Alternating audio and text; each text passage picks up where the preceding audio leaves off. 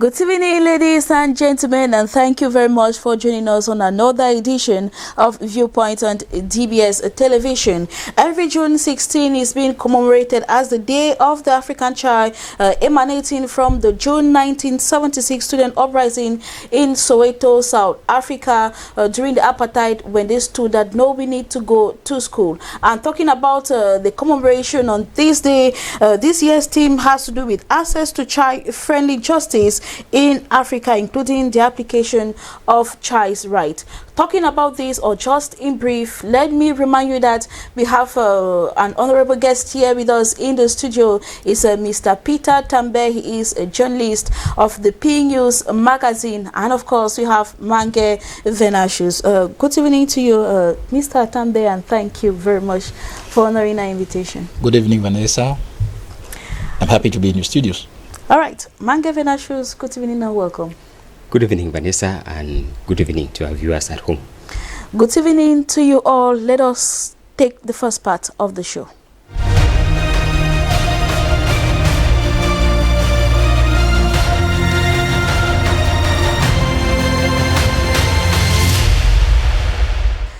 Welcome back. Our first question tonight: has the aid received by Cameroon from foreign countries and institutions been helpful in fighting the coronavirus so far? I begin with you, Mr. Peter. Yes or no? Yes. It has been helpful. Mange Venashus? No, Vanessa. No. Question 2. Government ministers appear missing in the Solidarity Fund to fight the coronavirus pandemic. Sir, to you. Yeah, I think they are missing. They are missing, yes. Yeah. Mange Venashus? Yes, they are. Yes, they are. And our last question for tonight is: Cameroon incapable of handling its internal challenges in the country without pressure from foreign countries? To you, sir. Yes, they are incapable. They're incapable. Yeah. Mange Venashus, what do you say about that? No, if they are not. They are not capable. All right, let us come back for the debate.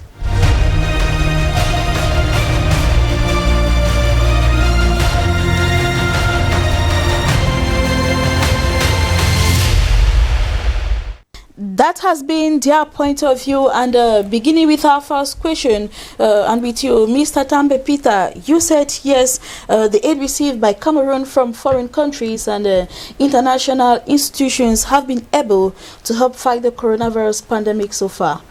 But what we actually see, or what many Cameroonians say, it is not the case. So what makes you think they have been able to fight the virus so far? Frankly, I think that we've just hit the 10,000 mark of coronavirus infection. We've gone even more than that. To the depth of my mind, I think that if we did not have these international aid packages coming here and there, we would have been more than that. The situation is just like when your house is burning, the good-minded people will always chip in to help you put off the fire. You know, when these guys come, they bring their aids in terms of millions. And to my mind, I think that aid must have done something to the Cameroonian public, must have reached where Cameroon is not able to reach. You don't forget that our country was almost in its knees, financially speaking, before coronavirus sparked. We were having challenges from the east with the Central African rebel. We're having challenges in the north of the country with Boko Haram attacking. We're having the Anglophone crisis that taken already 3 years. And you should not forget that all these challenges are budgetivorous to the country. And if we have another big one like coronavirus, it takes too much luck to even have these foreign donors coming in. So I think they've done something. They've done something, but then we do not hear of mass testing being carried out. They have received the kit. Is that not enough to tell us that no, they are not using it for the right purpose? They might not be using it. All the billions received from the International Monetary Fund, where has it gone to? We know our country. You know, you can't live with a family member without knowing his behavior. We know our country. We want to believe that if they've not used it now, they might use it when the time comes. I don't want to start pointing fingers at people saying that they are doing this, they are doing that. But all we know is that there is a lot of it that has come from outside, and if we are not seeing it, in the best of my knowledge, I think that if it wasn't of that it at all, Cameroon would not have been able to be where we are today. As far as coronavirus is concerned. All right, thank you very much for your viewpoint, Mr. Tambe. Mange Venashu, so according to you, this aid has not been able to help Cameroon fight the coronavirus pandemic. You know, a lot of aids have come in, the most recent ones being coming from Morocco, where we have test kits, where we have chloroquine, where we have many other things to fight this pandemic. Yes, Vanessa, whether Cameroon has succeeded in fighting the COVID-19 pandemic with aid coming in from foreign countries, foreign individuals, institutions, is, it is a conclusion that it does not need any further thinking to arrive at, because when we look at what is happening in Cameroon, particularly Cameroon, we are talking about Cameroon, you don't need to ask a question, because the rate at which we are progressing with the infection rate in Cameroon on a daily basis, Cameroon is increasing. And we are asking, what is happening? Is it that the aid that is coming in, is it of no use actually? Because we would have heard, as of we are talking of more than 10,000 cases in Cameroon. Those are cases of those who have been confirmed already. We don't know the cases that are in the quarters that are still to be detected, because we have to carry out mass testing. It's only this week that the papers announced that the special centers that were created in Yaoundé were authorized to go operational for rapid testing, fast mass testing, only in the city of Yaoundé. But then we don't know what is happening in Douala. We don't know what is happening in Bamenda, that has the highest rate already in Cameroon. So if we have to carry out mass testing, we understand that we may double the number that we have. So when we ask the question whether this aid has helped anything, I don't seem to see it, because when we listen to what is happening, the head of state launched the Solidarity Fund in Cameroon with 1 billion. After that, he gave gifts to Cameroon worth 2 billion francs. That was from his private pocket. That was Paul Biya doing that. It was not the government. Now, we had others who were doing that at their private base. About 2 weeks ago, the Minister of Public Health gave out the report of that Solidarity Fund that was just approximately 2 billion francs CFA. That was just the amount of money that Cameroonians had raised. 2 billion francs CFA. We don't have ventilators. We don't have the medical mask that the medical staff needs. Just for recent, the head of state gave some other, face mask, and the others an ambulance to the medical team. 1 ambulance. It is not small. But I need to know what those in Marwa will be using, for those in Bamenda will be using, those in Beitoa will be using, Yaoundé, Bamenda, Douala, all these. But when you put the money that has been coming in from international organization, I take just for example, the IMF. When this crisis began, Cameroon took a loan of 136 billion francs CFA from IMF. If this 136 billion francs could be used, it directly would not have been talking of mass testing, because the head of state gave out around 500,000 rapid tests. Minister Atanganyi said results will be released in 15 minutes. That was the president's gift. It was not from that amount. So what we want to say is, we are still to see how that money is put into use, because the minister should not only talk of 2 billion. It wasn't even up to 2 billion. It was 1.6, 1.8 billion, something of that nature. So we expected that they should put that money into use and let Cameroonians be convinced that we are doing something, because as of now, the efforts, they are doing enough, yes, but that is not best as of now. So they should give their best to convince Cameroonians that coronavirus is real. Mr. Tambe, you are saying that government ministers appear to be missing in the Solidarity Fund to fight the coronavirus pandemic. When we listened to the Minister of Public Health report 2 weeks ago, he brought out a list of those that have been able to contribute in the Solidarity Fund, and just 1%, we could say, appeared to be a minister in that report. So where are the others? I would not tell you where the others are. I would want to tell you that in their ministry, in their offices, in their ministries. What we Cameroonian of every day, in our work we meet Cameroonians in daily basis. What people think out there is that coronavirus is dangerous. So everybody wants to stay in their shell and get themselves protected. Because since the beginning of coronavirus, the only person we'll be seeing is the Minister of Public Health, Malauda Malashi. The other ones, we don't see them. But we want to believe that if it was something else that wasn't as dangerous as coronavirus, it was something else that was profitable, we would have seen the ministers, everybody pulling to their sectors. Our children have been allowed to go to school in such a dangerous atmosphere. I thought that we'll see the Minister of Basic Education, the Minister of Higher Education, Minister of Secondary Education coming out every day to check if the schools have been if the children are being sanitized, if things are being done properly so that our children don't carry out diseases. But we're not seeing anybody. That first day, we heard them coming out to say one or two things, and after that, they are gone to their offices. Now, the measures that were put in place, are they being carried out properly? Are they not being carried out? Nobody knows. The person we keep seeing here and there, we keep hearing talking, is only the Minister of Higher Education, but the Minister of the Minister of Public Health. But the Minister of Public Health alone cannot carry away coronavirus from our country. So you're indirectly saying there's a problem of follow-up from these There is a problem of follow-up. There is a problem of follow-up. Coronavirus has come to the country. It concerns everybody. It concerns everybody. And when it comes to the Solidarity Fund, the ministries, at least, we do not actually get any report from them chipping in something to help in the fight. I am sure that if you go asking them, they will tell you they are civil servants. They'll tell you they are civil servants. By telling you they are civil servants, you know what they mean. You know what they mean. You know what they mean. So you will not expect them. You will not expect them coming to deep into their pocket, remove their little salaries and put it inside there. But it is because it's time for giving. You remember in the beginning of my intervention here, I told you Cameroon has a DNA. It means that we have our way of behaving. You know, when it's to make it for yourself, you are present. When it's to make it for some other people, you are absent.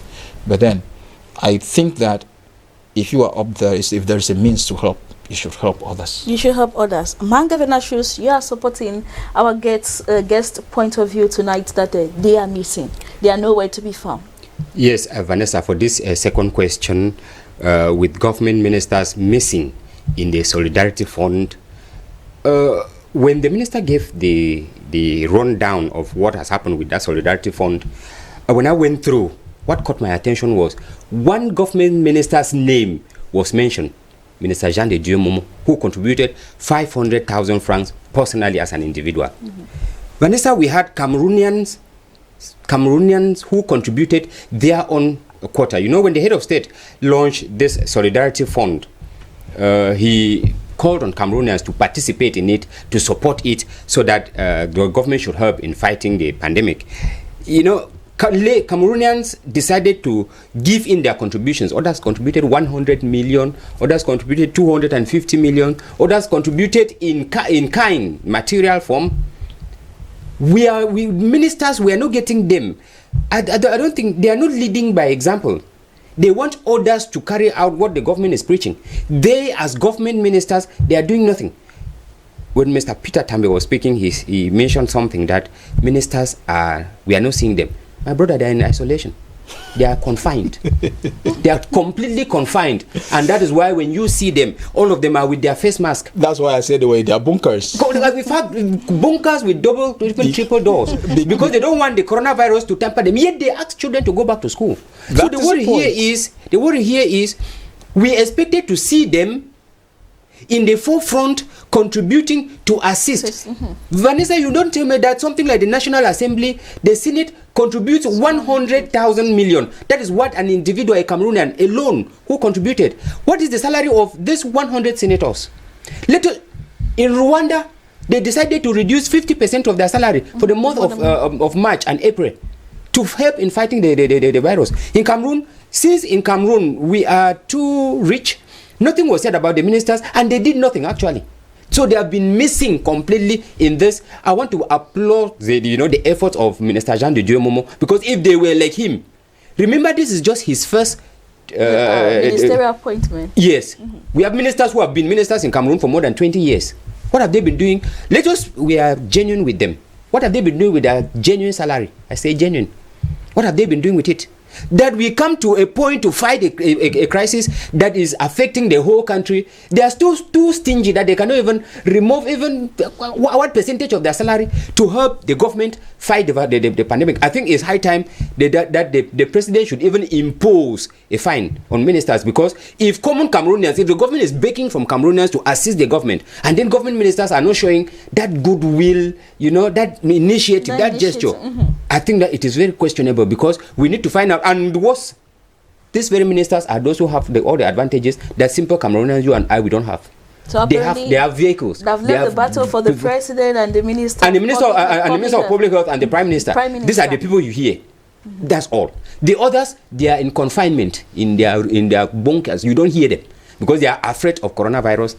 Anyway, allow Cameroonians to face the coronavirus, but then they are missing, as this second question is saying, they are actually missing in the solidarity. They're out of the picture. They're not in the picture at all. So a wake-up call for them to come out and actually correct their wrongs. In our third question, is Cameroon incapable of handling its internal challenges in the country without the pressure from foreign countries? Mr. Tambe, you said yes, Cameroon is not capable of handling their affairs without the international scene. In the Anglophone crisis, for example, we have the Swiss mediation in Cameroon. Still just talking recently about the Wazizi's case. The French ambassador is the one at the forefront putting pressure that investigations to go deep into this. Well, the facts are there to talk for us. These issues, you need not talk about them too much. The facts are right there staring at us in the face. We have the Anglophone crisis that is that has entered already the 4th year. This is something Cameroon would have handled by themselves. There is something they always say, if a 50-year-old man behaves like a kid, he will be treated like one. We are 50 years and above after independence.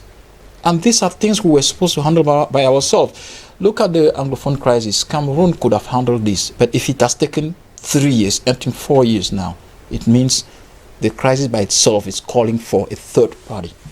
And who is going to be that third party? Foreign powers. Now, we take a case where a journalist has been taken to custody. I think logically, the logical way of doing things, a journalist is taken for something he have done or might not have done, is for the court to prove it. He is guilty or he is not. And he slam whatever sanction the law says.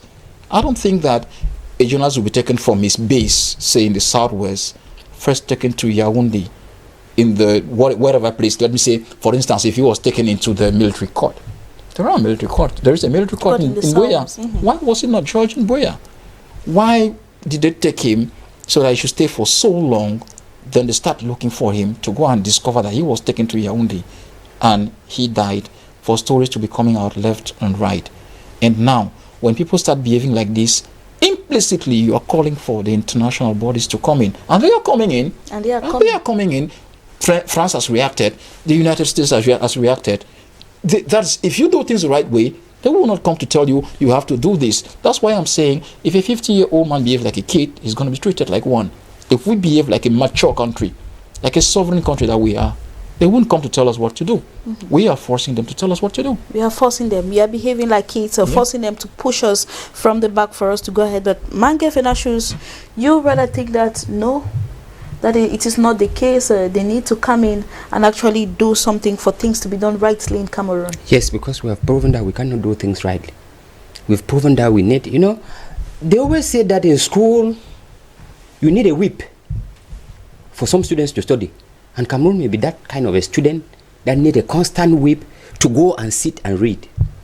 Yes, because if you leave that child alone, the child would not study. But with a whip, he will study. When the Ngarbo incident came up, nothing was said. The government gave the version as they gave it. When the incident in the far north came, the government gave the version as they gave it. When pressure mounted, truth came out. Is it that the truth reconstituted itself after the pressure, or from the beginning there was truth? And if there was truth in the case, why did they not give the truth? Must we have the impression that Africans can only act with a whip? And the whip, the whip that the Westerners use on us is the economic sanctions. You threaten they will sanction you with this, sanction you with this. So for us to avoid getting that sanction, we have to do as they want. You cannot expect something like the incident that happened at Ngarbo. It is the French president who is saying that I am mounting pressure on President Paul Biya. This President Paul Biya is not the president of an organization. He's the president of an independent country. A sovereign country. And then a president of another country will say that I am mounting pressure on a president of an independent country to carry out something within his country. All right, the Wazizi case came. It is the French ambassador to Cameroon who informs Cameroonians that President Paul Biya will carry out an independent investigation. US is already coming up that they're insisting that they should carry out an independent investigation. Let us take the information that came from the Ministry of Defense. Wazizi died of sepsis.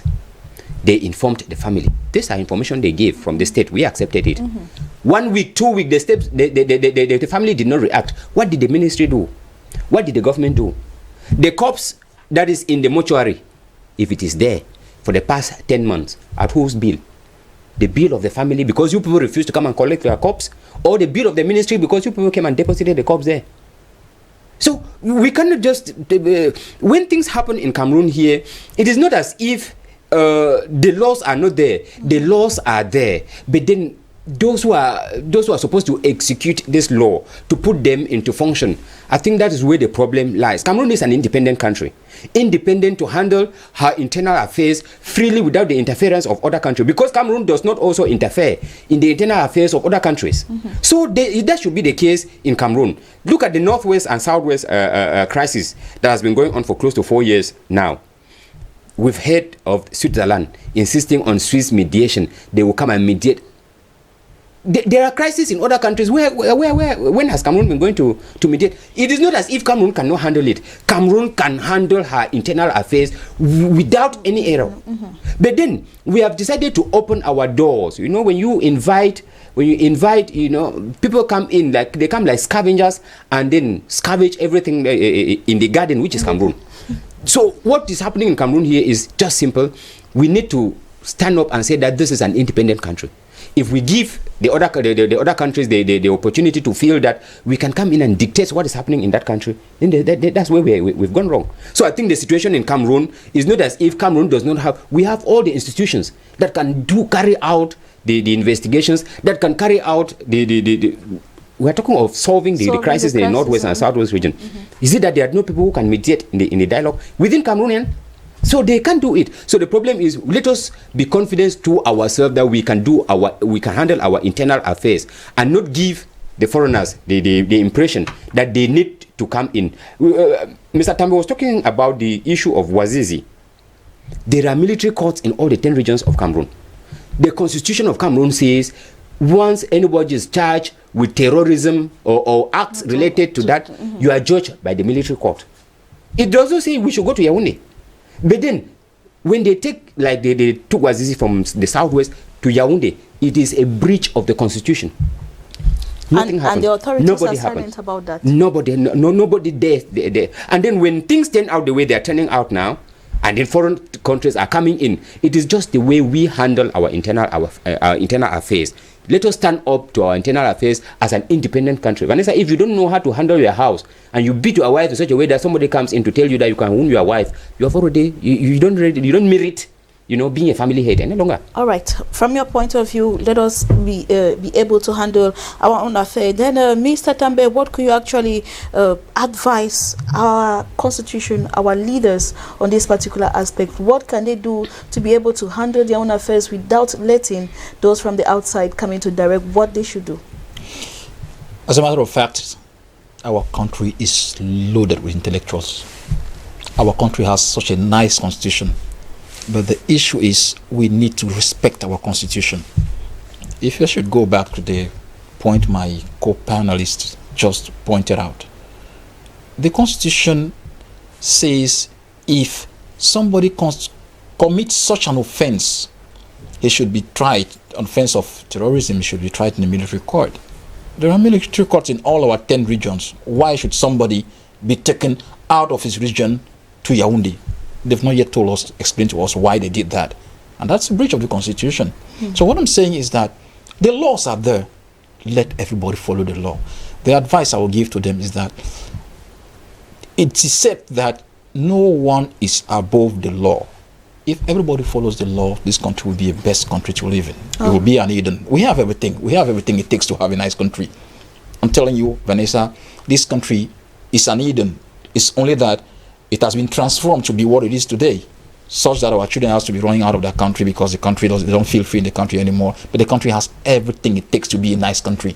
But only that some people, because they want to think they are too powerful, they trample on the law and then they do things and get away with it. And get away with it. That is it. All right. Thank you very much for honoring our invitation. You're welcome. Mr. Peter Tambeh, just to reiterate that he is a journalist with the P News magazine. Mangavena Shoes, hope to see you again tomorrow as well. Pleasure will be mine. All right, it will be also our pleasure to have you tomorrow for another edition, very interesting edition of Viewpoint on DBS Television. And so stay tuned while our programs continue, and then we will be right back soonest.